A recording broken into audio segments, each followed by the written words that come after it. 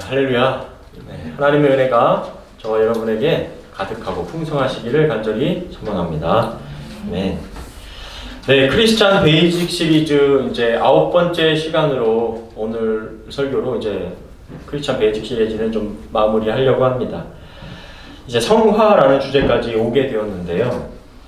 그동안 조금 딱딱한 음식을 씹으신 것처럼 우리가 나눈 주제들이 그렇게 좀 쉽지는 않았지만 크리스천이라면 기본적으로 우리가 알아야 하는 주제들이고, 이런 기본적인 주제들을 제대로 알지 못하면 우리가 신앙이 쉽게 흔들리고 또 왜곡된 신앙을 가질 수 있고, 자신만의 해석으로 자기만의 하나님을 섬길 수 있는 위험이 있기 때문에 완전히 이해하지는 못하더라도 한 번이라도 듣고 생각해 보는 시간이 참 중요하다라고 말씀드리고 싶습니다.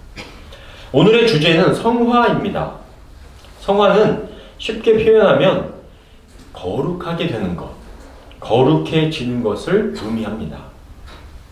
그렇다면 우리가 그동안 이 교회를 다니시면서 거룩해진다는 것, 거룩하다는 것은 여러분이 생각하기에 어떤 모습이신가요?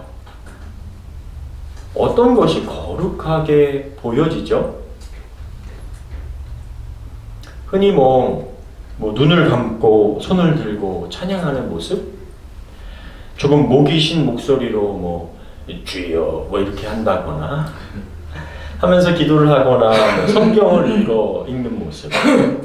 조금 더 나아가서 갑자기 바람 소리나 무서운 소리를 내면서 귀신을 떠나갈지어다 하면서 이러고 장풍을 쏘는 모습? 이런 모습. 아니면 기도를 오래 하고 있는 모습? 혹시 이런 모습들이 여러분이 생각하시는 그런 거룩한 모습이십니까?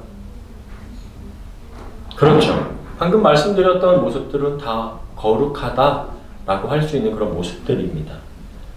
그럼 다음 사진을 좀 비교하면서 보시면 다 같은 거룩일까요?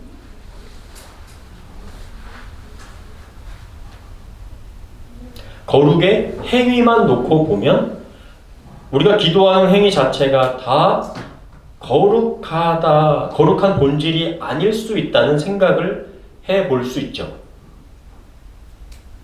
어떤 다른 종교에서 그들이 말하는 다른 신에게 절하고 있는 것과 우리가 기도하고 있는, 똑같이 다 기도는 기도지만 행위 자체는 똑같은 기도지만 본질적인 거룩함이 아닐 수 있다는 겁니다.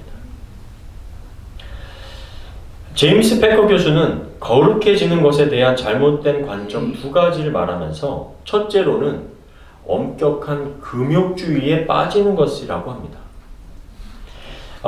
제가 이 여러 가지 책을 보다가 이 패커 교수가 엄격한 금욕주의에 빠지는 것에 대한 예를 든 것 가운데 몇 가지를 보면서 좀 웃음이 터져 나왔습니다. 왜냐하면 시대가 너무 다르다라는 걸 느꼈기 때문이죠. 그 당시 제임스 패커 교수가 지금 아마 돌아가신 걸로 알고 있는데 연세가 많으신 분이었어요. 그분이 이제 그리스도인들이 금욕주의에 빠지는 것이 어떤 거가 빠진다라고 하는 걸까? 예가 이렇습니다.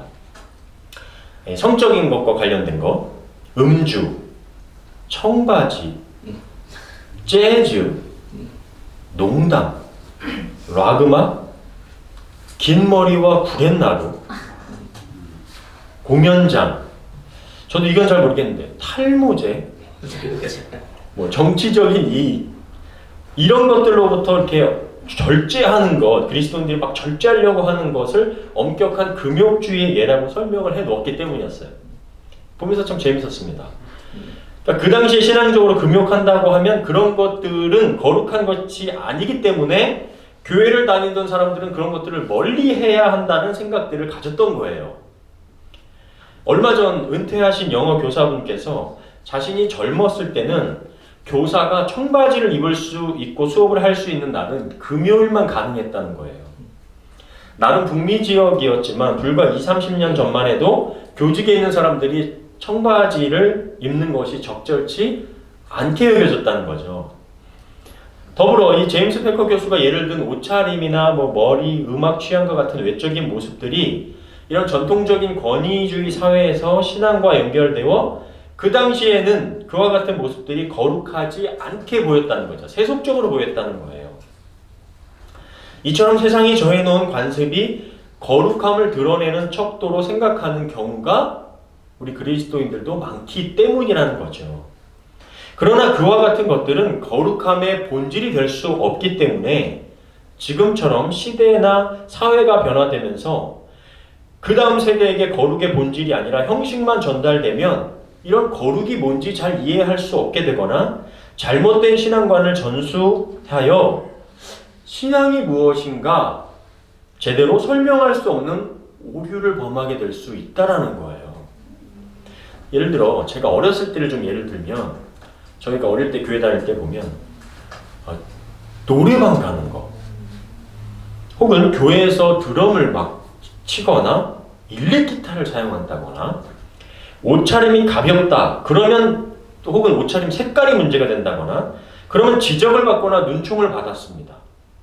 더 나아가 교회에서 청년이 되었는데 봉사를 하지 않으면 신앙이 약하거나 날라리처럼 치부하기도 했었습니다. 한 번은 머리 염색하는 것 때문에 교회를 성실하게 다니던 미용실 형님이 본인은 미용실에서 일하니까 머리를 염색을 했단 말입니다. 근데 이 형님이 교회를 굉장히 열심히 다니고 정말 기도도 너무 열심히 하던 청년이었어요. 그래서 이런 인식을 좀 바꿔보고자 신학생이나 전도사님 혹은 목사님 아들을 데려다가 머리를 노랗게 염색을 시켜서 교회 어른들의 생각을 바꾸게 하려던 시도가 있었어요. 다시 말해 외적인 요소가 거룩의 본질이 아니라는 것이죠. 엄격한 금욕주의적인 삶을 산다고 해서 거룩해지는 것이 아니라는 겁니다. 또 유명한 예화가 있어요. 미국에 백인들 중심의 개신교 근본주의와 복음주의가 강한 남부 지역을 부르는 별명이 있습니다. 혹시 아시는 분 계신가요? 거기를 바이블 벨트라고 불러요. 예. 그래서 미국의 공화당 지지자들의 텃밭이라고 불리는 지역이기도 합니다. 그런데 아이러니하게도 이 근본주의, 즉 보수적인 성향의 개신교인들이 많음에도 불구하고 미국 내 이혼율이 가장 높고요. 늘 총기 규제에 발목을 잡는 곳이 바로 이 바이블 벨트 지역이고요. 마지막으로 하나 더, 포르노 소비가 가장 많은 지역이 이 바이블 벨트 지역입니다. 외적인 것들은 거룩의 본질이 아님을 확인시켜주는 유명한 예로 이 바이블 벨트 지역이 자주 등장합니다. 두 번째로 거룩해진다는 것의 오해는 특별한 체험을 하는 행위에 빠지는 것입니다. 조금 전에도 말씀드린 것처럼 바람 소리를 내면서 성령의 바람을 맞아라, 받아라 라고 한다든지 귀신을 때린다면서 정신이나 몸이 아픈 사람을 때려 상하게 한다든지 성령님을 종 부리듯이 성령을 받으라면서 성령이 무슨 물건도 아니고 던지는 행위나 말을 한다든지 신비적인 체험을 하기 위해 몰입해서 자신의 일상을 소홀하게 대하는 것은 결코 거룩해지는 것이 아니라고 말씀드릴 수 있습니다. 물론 제가 말씀드린 체험적인 신앙과 기도하는 것을 결코 무시하거나 약화시키는 것이 아닙니다. 할 수 있는 대로 하셔야 합니다. 그러나 그것을 추구하는 것이, 거기에 빠지는 것이 올바른 거룩의 모습은 아니라는 것이죠. 성경이 말하는 성화, 거룩하게 되는 것, 거룩해지는 것은 근본적인 의미는 뭐냐면 구별됨입니다. 그래서 율법을 주셨을 때도 계속 구별하라고 하죠. 병든 자, 아픈 자, 부정하게 된 것, 이런 것에 대해서 시체를 만졌던 것에서 구별하라라고 말씀하신 것이 거룩이라는 단어예요. 본래 뜻입니다. 이 구별됨이란 말이 이 세상에서 구별되라는 의미로 사용될 때 자주 치명적인 오해를 불러일으키면서 방금 위에서 언급한 것처럼 아주 특별히 더욱 종교적으로 되라는 것으로 오해하기가 쉽다라는 거예요. 그러나 구별되는 것은 세상을 혐오하라는 말이 아니죠. 구별되는 것은 그리스도인과 비그리스도인을 차별하라는 말이 아니죠. 세상 속에서 하나님의 자녀로 살아내라는 부르심이 바로 구별되라, 거룩해져라 라는 말의 본질입니다. 그래서 유명한 변화산 사건이 우리에게 시사하는 바도 예수님과 모세와 엘리야가 대화하는 그 놀랍고 신비한 장면 속에 베드로가 정말 황홀구행에 빠져서 주님, 제가 여기에 주님과 모세와 엘리야를 위하여 초막 셋을 짓겠습니다. 즉 여기에 머물러 있고 싶습니다. 라고 말했습니다. 그런데 성경에 보면 베드로가 자기가 하는 말이 뭔지도 모르고 하고 있다는 거예요. 모세와 엘리야는 예수께서 예루살렘에서 죽게 될 것을 서로 그런 진지하고 깊은 대화를 나누고 있는데 베드로는 그 좋은 자기 기분에 취하여 그 자리에 머물러 있고 싶고 그런 신비한 모습 속에 멈춰버리고 싶다라는 거예요. 우리가 상상하는 거룩은 이와 같은 것 아니었을까요? 그 신비함 속에 머무르고 싶은 것이고 그 아름다운 광경에 취하고 싶고 나에게 계속 그런 기적과 같은 일들이 일어나기를 바라고 살아가는 것이죠. 그러나 주님은 변화산에서 머물지 않으시고 내려가십니다. 어디로요? 일상으로요. 아픔과 고통과 힘듦과 죽어가는 영혼들이 있는 그 일상으로 내려가셨습니다. 그리고 일상 속으로 들어가 구별되는 것이 거룩함이라는 것을 우리에게 보여주셨던 것입니다. 정말 그런 걸까요, 그럼? 제가 말씀드린 이 이야기가 정말 그런 것일까요? 세상 속에서 일상에서 어떻게 사는 것이 거룩하게 구별되는 것일까요? 거룩함에 대해 다루고 있는 레위기 19장을 오늘 한번 살펴보고자 하는 것입니다. 레위기 19장은요, 베드로전서 1장 16절의 본래 말씀입니다. 우리 한번 같이 읽어볼까요? 시작! 기록되었으되 내가 거룩하니 너희도 거룩할지어다 하셨느니라. 기록되었으되 베드로가 기록된 말씀으로 전하고 있는 이 말씀이 바로 레위기 19장에 있는 말씀이에요. 레위기 19장 1절부터 2절 오늘 읽었던 말씀입니다. 여호와께서 모세에게 말씀하여 이르시되 너는 이스라엘 자손의 온 회중에게 말하여 이르라. 너희는 거룩하라. 이는 나 여호와 너희 하나님이 거룩함이니라. 더불어 이 레위기 19장에는요. 예수님께서 내 이웃을 내 몸과 같이 사랑하라 하신 말씀이 바로 이 레위기 19장에 들어있습니다.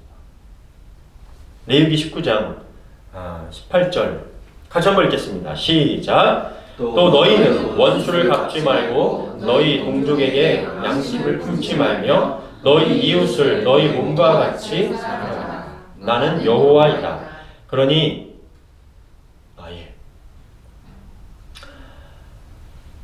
그러니까 이 하나님께서 모세에게 율법을 주셨을 때 그 본래의 거룩함, 또 본래의 사랑하라는 것이 무엇이고 어떻게 구현을 해야 되는지 이 레위기 19장을 살펴보면 그 본래의 의미를 잘 우리가 파악해 볼 수가 있겠죠.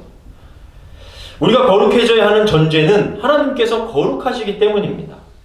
우리는 죄의 자녀, 마귀의 자녀에서 예수 그리스도의 죽으심으로 하나님의 자녀가 된 자들이죠.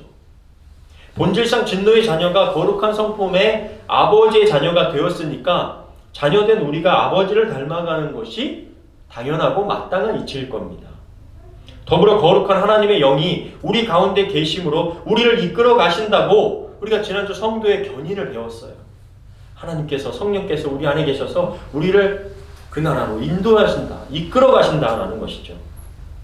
저는 이거를 영어 단어로 이렇게 좀 표현해 보고 싶어요. reflex. 이 단어는 아침에 제이와 등교하는 길에 이야기를 나누다가 얻게 된 힌트예요. 이 reflex라는 단어가 뭐냐면 이게 반사적으로 우리 몸이 뜨거운 걸 만졌을 때 뜨거 하고 뇌에서 손 떼라고 하기 전에 몸에서 근육에서 먼저 반사적으로 나오는 거죠.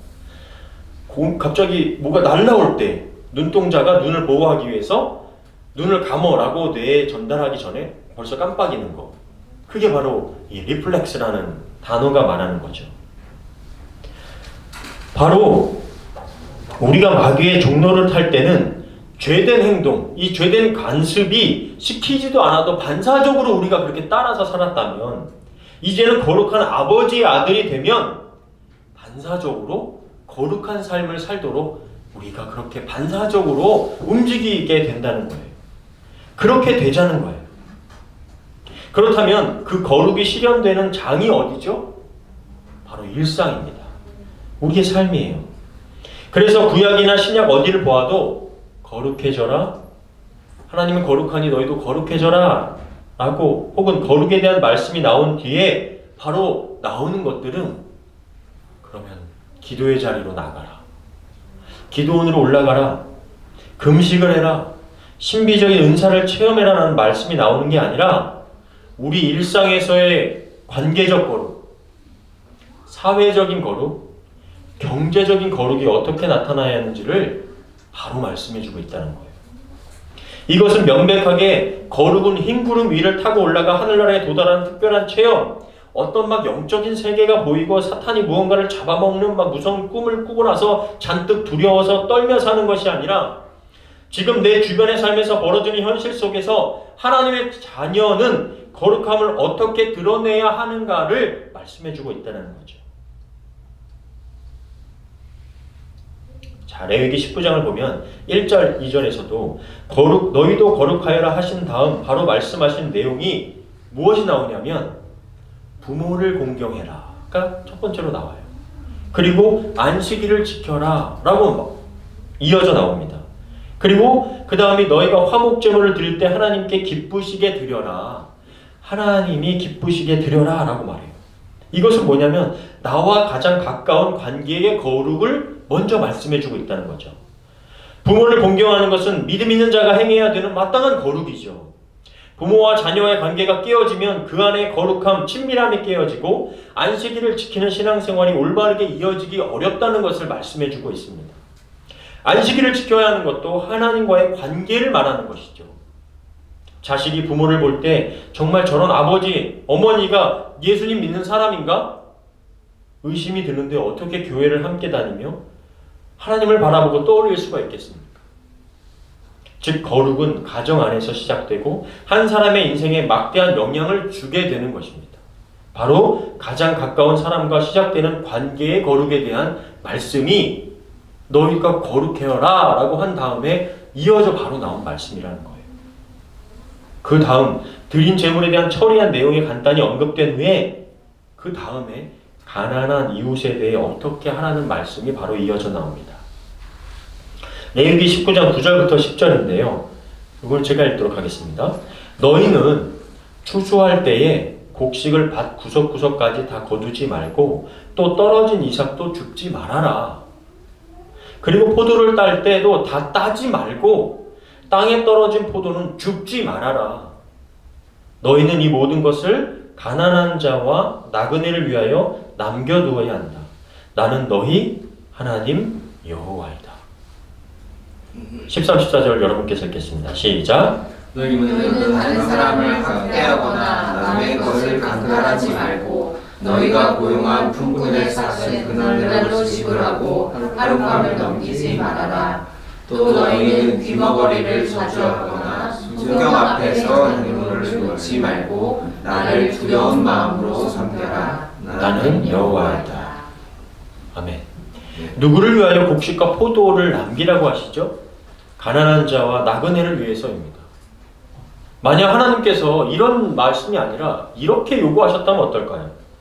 본래 너희들이 주인된 자들의 것 가운데 절반 남겨라. 절반을 이웃을 위해서 써라. 혹은 3분의 1을 남겨라. 밭에 추수할 때 3분의 1을 남겨라. 그건 가난한 자들의 것이다. 이렇게 요구하셨다면 너무 무리한 경제적인 요구처럼 들리지 않으십니까? 그런데 그것이 아니라 밭의 구석 혹은 떨어진 이삭, 땅에 떨어진 포도와 같은 것을 내가 알지 못하는 가난한 자와 나그네를 위한 마음으로 조금 남겨놓으라는 거예요. 저는 이 말씀을 보면서도 하나님의 배려가 참 대단하다고 느껴지더라고요. 여러분, 가난한 자가 남의 밭에 가서 이거 좀 주십시오라고 당당하게 요구할 수 있겠습니까? 쉽지 않겠죠. 어려울 겁니다. 그런데 당당히 가져갈 수 있도록 조금 흘려진 것, 다 배지 않은 것을 두어 가난한 자들의 마음까지도 배려해 주신 거라고 저는 보여지더라고요. 더불어 학대나 강탈은 말할 것도 없고 고용한 사람의 품삯을 그날로 지불하고 하룻밤 넘기지 말라는 거예요. 우리식으로 표현할까요? 월급 주는 날, 주급 주는 날 밀리지 마라. 왜요? 왜 그럴까요? 이들에게 물질적인 곤란함이 생길 수 있기 때문이죠. 주는 사람은, 가진 자는 넉넉하여 그 마음 잘 모를 수 있지만 받는 사람은 주급이나 월급 하루 이틀 밀리는 게 그 사람들에겐 어려운 일이다. 경제적으로 힘든 일 될 수 있다는 거예요. 돈을 받아야 되는데 주는 사람은 하루 이틀 지난 것 같지만 받는 사람은 사장이 월급을 잊었나? 아이들 학원비, 세금, 식료품 사야 되는데 그 하루 이틀이 한 달처럼 느껴질 수 있고 자칫 그것이 멸시와 조롱처럼 느껴질 수 있기 때문이에요. 여러분, 이것이 나는 거룩하니 너희도 거룩하여라 하신 말씀 후에 바로 나열돼서 연결된 거예요. 거룩은 이런 거야 라고 알려주신다는 거예요. 관계적으로 거룩하라, 경제적으로 거룩하라, 이웃에 대해 거룩하라 하며 알려주신 내용입니다. 조금 더 살펴볼까요? 레위기 19장 16절 18절. 또 너희는 돌아다니면서 남을 헐뜯지 말고 자기 이웃의 생명을 위태롭게 하는 짓을 하지 말아라. 나는 여호와이다. 계속 나는 여호와이다를 강조하시죠. 왜요? 나는 거룩하다를 말씀하시기 때문입니다.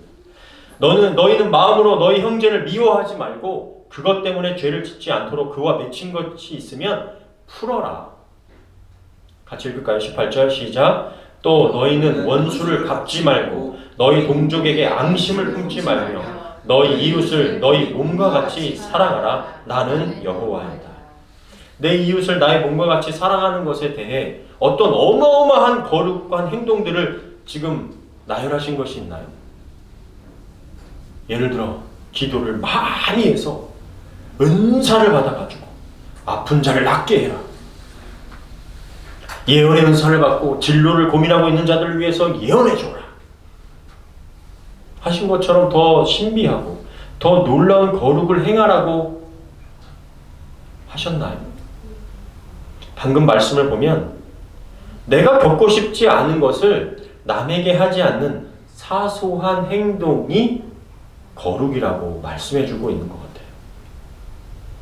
남을 헐뜯는 것, 다른 사람이 내 욕하는 건 너무 싫잖아요.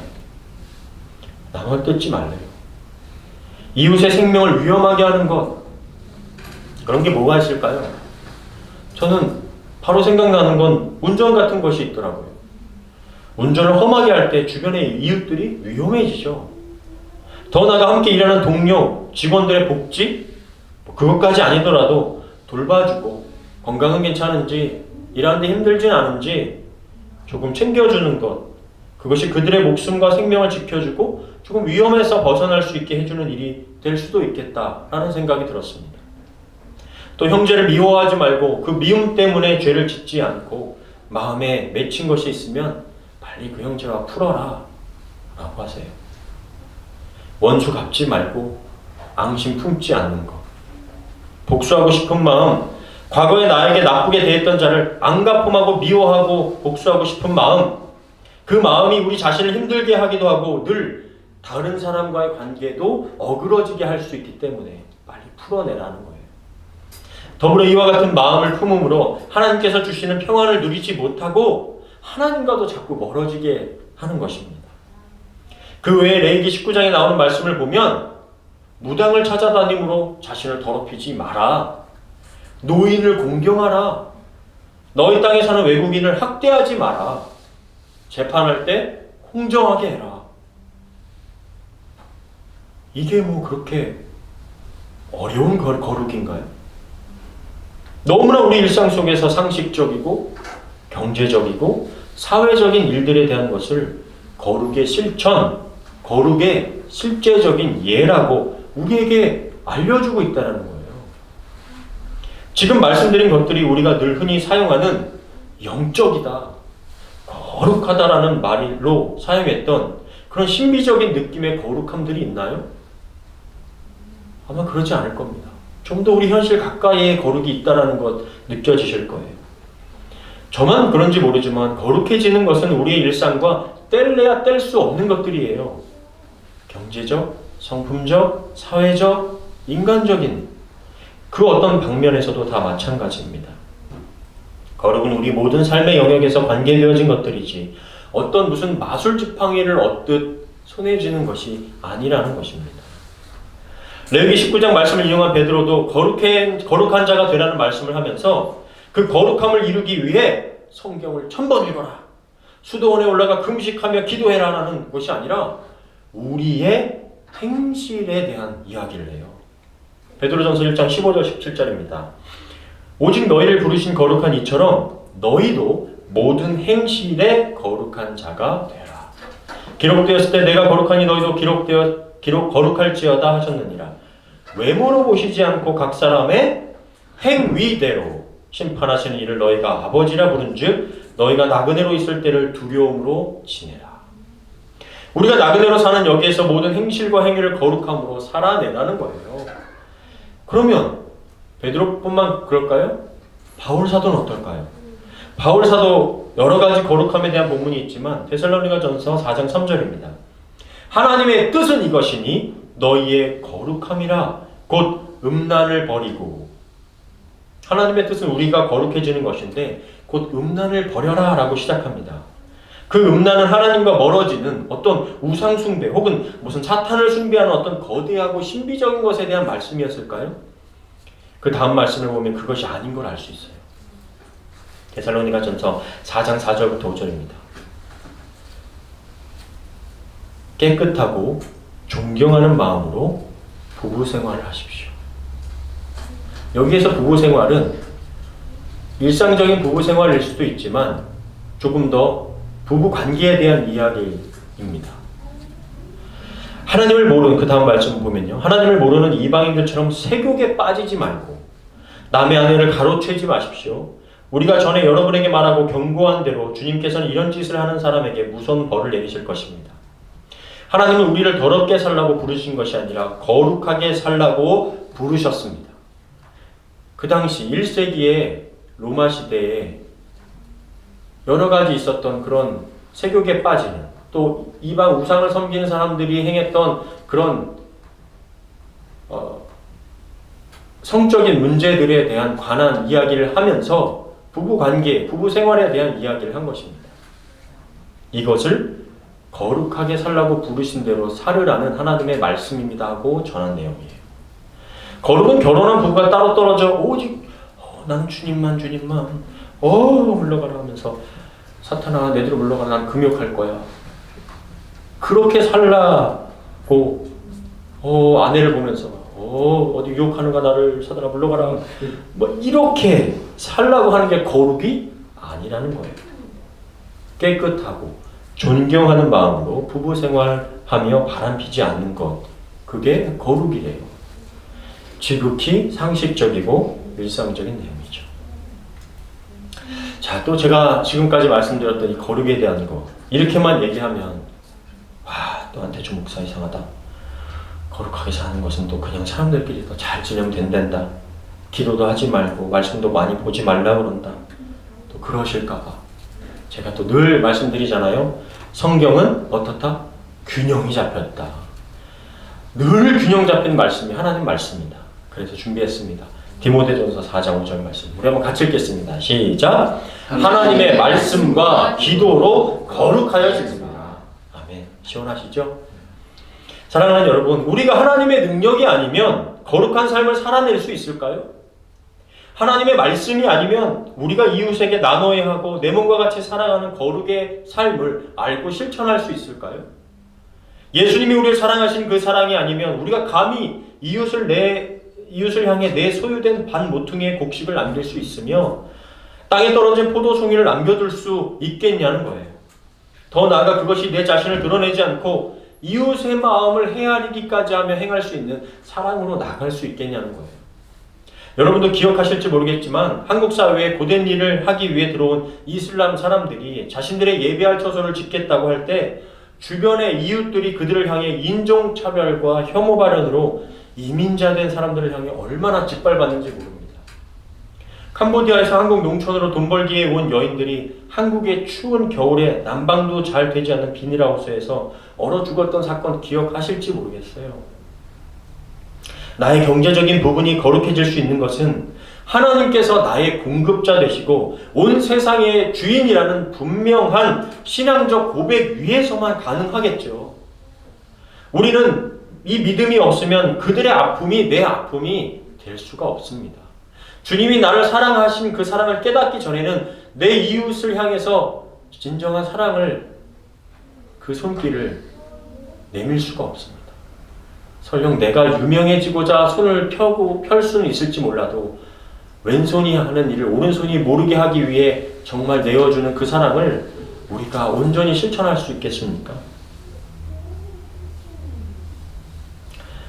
인간이 어떻게 얼어 죽을 때까지 그 아픔을 돌아보지 못했을까? 어떻게 그럴 수 있을까라고 하지만 우리를 가만히 두면 우리는 그렇게 할 수밖에 없는 존재라는 것입니다.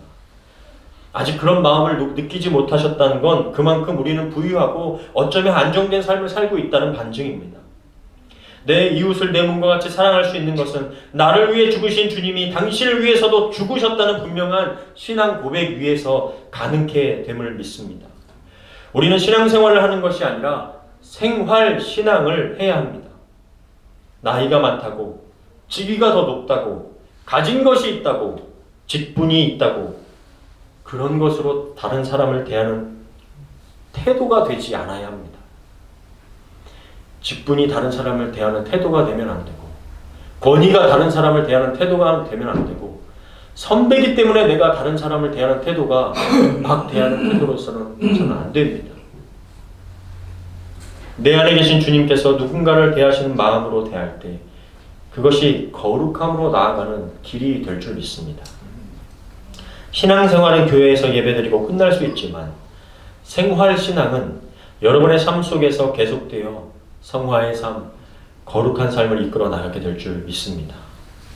거룩은 지금 당신 옆에 있는 사람을 어떻게 대하느냐에 따라 달라집니다. 거룩은 당신이 무엇을 보고 무엇을 어떻게 말하느냐에 따라서 시작이 될 줄 믿습니다.